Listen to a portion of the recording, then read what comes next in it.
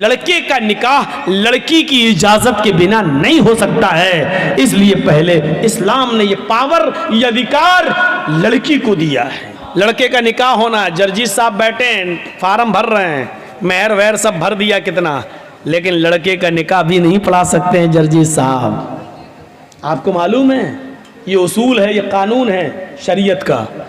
Jersey साहब लड़के का निकाह नहीं पढ़ा सकते हैं जब तक पहले लड़की की इजाजत न ले ली जाए।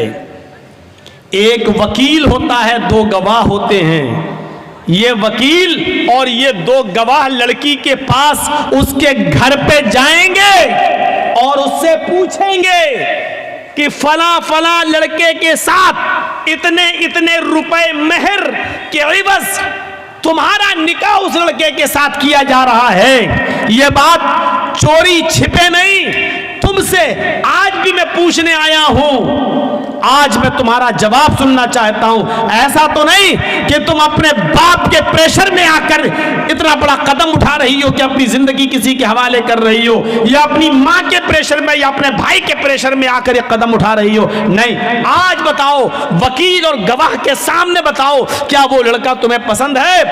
वो लड़का, उसका नाम ये, उसकी वल्दियत ये, उसकी उम्र ये, और इतने इतने रुपए या इतना सोना, इतना चांदी, मेहर, सिक्का, राइजुल वक्त, अलावा नान नफका आपको, आप उनके निकाह में दी जा रही है। क्या आपको वो लड़का कबूल है? उस मौके पर देखा जाएगा उस लड़की की इजाजत क्या है।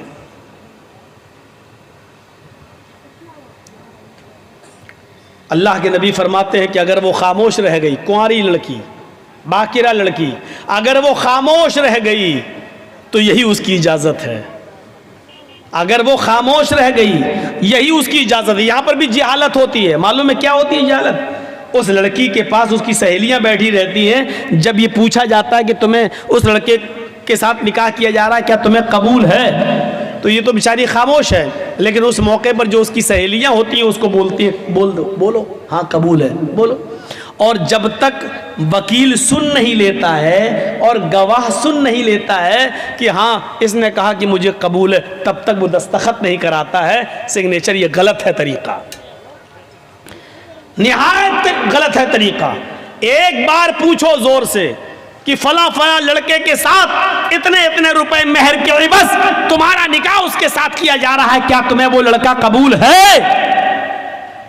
वो लड़की सर नीचे कर ले, खामोश हो जाए, तो यही उसकी इजाजत है।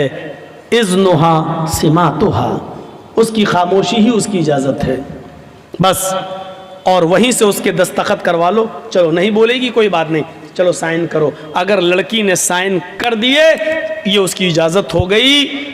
और अगर उसको लड़का पसंद नहीं तो वहीं पर वो कह सकती है कि मुझे पसंद नहीं है या मैं निकाह नहीं करना चाहती इससे।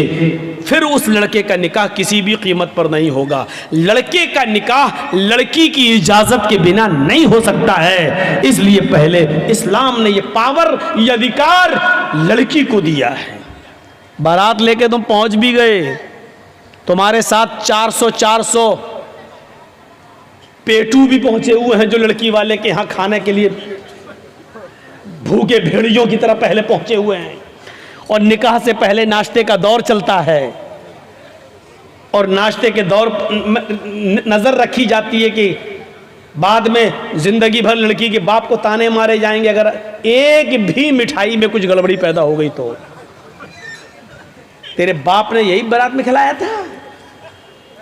इसलिए बेचारा लड़की का बाप कर्ज वर्ज लेकर किसी तरीके से इस भूखे भेड़ियों का पेट भरता है और अच्छा से अच्छा खिलाने की कोशिश करता है ताकि ये भेड़िए बाद में मुंह न खोलें। उल्टा सी बुरा, हंसी आ रही है, बारात में आप ही लोग तो जाते हो और हंस रहे हो यहाँ बैठकर। ये भूखे भेड़िए कौन है? हम और आप ही तो हैं। सिस्टम बदलिए, सिस्टम बदलिए मेरे भाइयों। खाना पीने का दौर चलता है, अब भी बेचारी लड़की मजबूर होती है क्योंकि वो जानती है कि मेरे बाप का 50-60 हज़ार 1 लाख रुपया इसी में खर्च हो गया है। अब अगर मना करती हो तो काम नहीं चलेगा, मजबूरी में भी दस्तखत करती हैं कुछ लड़कियाँ। इसलिए शादी के मामले में ये सच है कि लड़की बगैर वली के निकाह नहीं कर सकती, ये सच है। लेकिन ये भी सच है कि लड़की की इजाज़त के बिना भी आप किसी लड़के का निकाह उसके साथ नहीं कर सकते। दुनिया के किसी बाप को यह हक नहीं है कि वो अपनी बेटी का निकाह ज़बरदस्ती किसी लड़के के साथ कर दे। आपकी बेटी अगर उस लड़के के साथ निकाह नहीं करना चाहती तो वो निकाह नहीं माना जाएगा, चाहे कितनी आप इजाजत दे दें, कह दे बाप की इजाजत है, बनी रहे बाप की इजाजत। अगर लड़की राजी नहीं है तो बाप की इजाजत की कोई हैसियत नहीं है, बाप की इजाजत बेकार है। शादी वो मानी जाएगी लड़की भी राजी हो और उस लड़की के निकाह में उसका बाप अपनी बेटी की इजाजत के बाद वली बनता है और अपनी बेटी का निकाह कराता है। लेकिन वो भी तरीका गलत है कि बाप ने लड़की की शादी में शिरकत नहीं की और बाप को लड़का पसंद नहीं है तो लड़की भागकर कोर्ट मैरिज कर ले और दूसरा निकाह कर ले, जाकर इधर उधर निकाह कर ले, वो भी नहीं है। कुछ ढकोसले लोग हमारे समाज में ऐसे भी हैं जो लड़की के बाप बन जाते हैं। एक हमारा लड़का किसी दूसरे के गांव से किसी की लड़की भगा के ले आया, अब उस गांव में कह दिया अगर यहाँ आएगी तो टांगे तोड़ देंगे, यहाँ आए अब उसका मरा हुआ मुंह भी हम देखना गवारा नहीं करेंगे, बाप ने कह दिया। अब वो आपके गांव में आई, आपके गांव का कोई बुढ़ा आदमी तैयार हो जाता, चलो वो बाप नहीं है तो हम बाप बन जाते हैं बेटा तुम्हारे। ये बुढ़ा सबसे पहले जहन्नम में लतियाया जाएगा जो बाप बना। तेरे बाप बनने से तेरी बेटी नहीं हो जाएगी। वो इतना याद रखना, यह समाज के अंदर सबसे बड़ा जुल्म है। और लड़कियों को जो फर्जी माँ बाप मिल जाते हैं, ये हौसले मिल रहे हैं उनको, ये हौसले मिलते हैं इसलिए वो भाग जाती हैं घर से। अरे उस गांव में जाएंगे तो फला का बाप हमारा बाप बन ही जाएगा। यहां से हौसले मिलते हैं और लड़कियां भागना शुरू कर देती हैं अपने घरों से जेवर लेकर। अल्लाह इन बुढ़ों को अक्ल सलीम अता फरमाए जो बाप बन जाते हैं।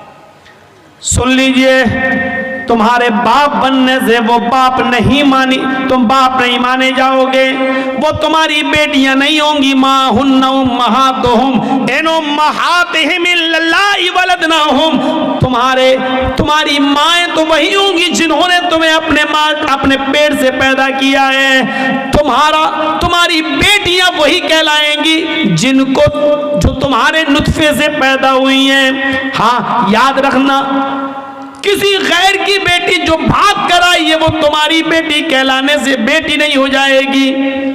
ये बेटी बन जाने के बावजूद और आपका उसको बेटी बना लेने के बावजूद भी अगर कभी वो आपके साथ हज करने जाना चाहे तो वो आपके साथ हज करने नहीं जा सकती है। बेटी और बाप का रिश्ता कहाँ है? इस्लाम आज मुंह बोली बेटी को अपने मुंह बोले बाप के साथ हज करने की इजाजत नहीं देता है। उससे भी उसको पर्दा करना पड़ेगा। मुंह बोला भाई नहीं माना जाएगा, वो अपने मुंह बोले भाई के साथ हज करने नहीं जा सकती है, उससे भी उसको पर्दा करना पड़ेगा। ये तो बहुत दूर की बात है, तुम अपनी बीवी के साथ खाना खा रहे हो और बीवी की बहन आ जाए यानी तुम्हारी साली आ जाए और घर में घुस जाए, तुम्हारी बीवी अपनी बहन को बुला रही है कि इधर आओ तुम भी खाना खा लो। याद रखना, अपनी बीवी की मौजूदगी में भी तुम अपनी साली के साथ खाना नहीं खा सकते हो। अपनी बीवी की परमिशन के बावजूद अपनी साली को मोटरसाइकिल पे बिठाकर बाजार नहीं ले जा सकते हो, उसको उसकी ससुराल छोड़ने नहीं जा सकते हो, उसको स्कूल छोड़ने नहीं जा सकते हो। अगर ससुर ने भी इजाजत दे दी कि मेरे दामाद जी अपनी साली को जरा स्कूल छोड़ाओ, वो कॉलेज में पढ़ने या पढ़ाने जाती है, बीवी की इजाजत के बावजूद, ससुर की इजाजत के बावजूद भी आप नहीं जा सकते हैं और उनकी इजाजत के बावजूद आप ऐसा कर रहे हैं तब भी हराम है, हराम है, हराम है, नाजायज है, नाजायज है, नाजायज है। पर्दा रहेगा, साली को भी पर्दा करना पड़ेगा अपने बहनोई से।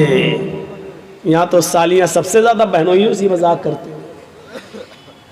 और जूता कौन छुपाता है? ये रस्म कहां से निकली है?